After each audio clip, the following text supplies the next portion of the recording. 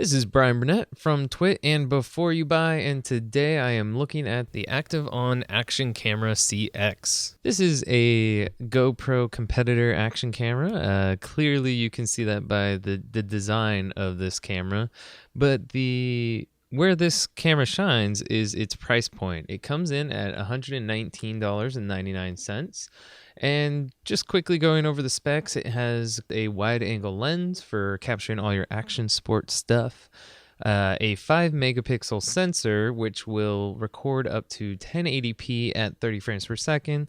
Included are things like Wi-Fi, 2-hour battery life. At the bottom of the CX, it also has a nifty little tripod screw, which is very helpful for obviously setting up on a tripod or using a selfie stick, which actually was included with this in this review, but that does sell for a separate $19.99. Probably my favorite feature of the CX is the fact that it has a integrated 2-inch LCD screen.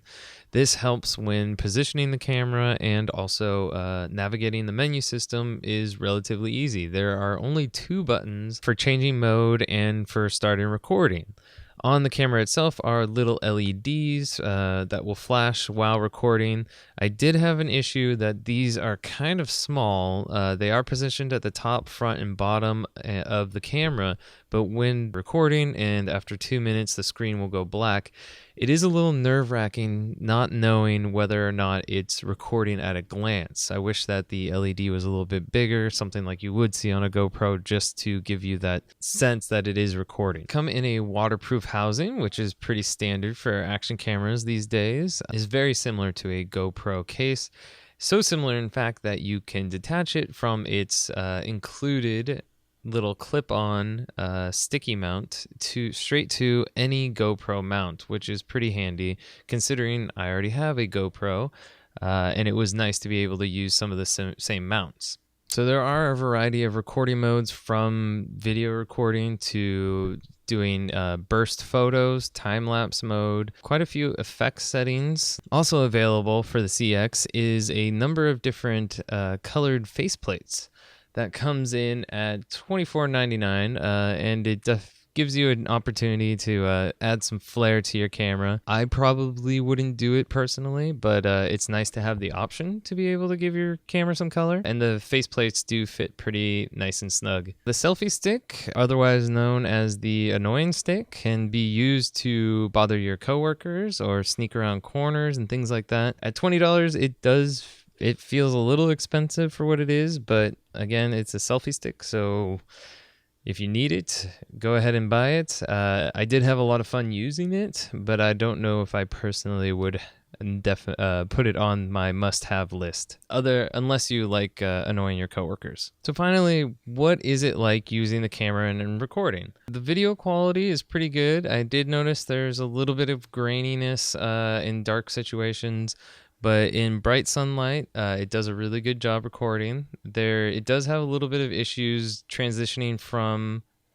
shadows to light, but overall it does a good job with colors, and at 1080p, 30 frames per second, does a pretty good job of recording action stuff like riding my motorcycle. Audio recording duties are done with a small mono mic, and it does a good job picking up audio, voices and things outside of the case, but really these cameras aren't meant for capturing a lot of great audio, but it does an admirable job for what it is. For some reason, the new style of selfie stick where the stick is actually in the frame. Have you seen the ones that it's like an arm holding it, so it looks like it's just it looks like you're holding hands with someone? I like to pretend like I have friends. Now for the pros and cons. The main pro for this camera is its price. $119 is pretty cheap for a camera that has this many bells and whistles and the video quality that you get from it. The next pro is the LCD screen.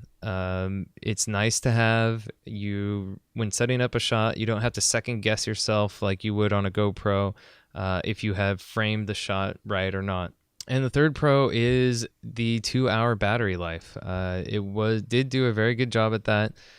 As for cons, the low light quality of the camera is pretty bad. If you're in a dark room or going through like a parking garage or something like that, it's not going to be able to capture very much, or it gets really grainy when it does. Another con is it doesn't come with a lot of mounting options. It comes with one sticky mount, and if you want to buy any of the accessories are actually fairly expensive for what they are.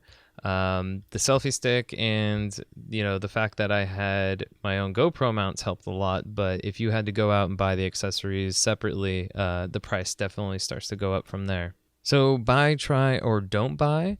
If you're looking for a secondary camera to maybe your GoPro, or maybe you're just looking for a affordable, best bang for your buck action camera, you can't go wrong with Activeon CX. It does a good job recording at 1080, and the list of features that you get on it is pretty impressive for its price. So I would give it a buy.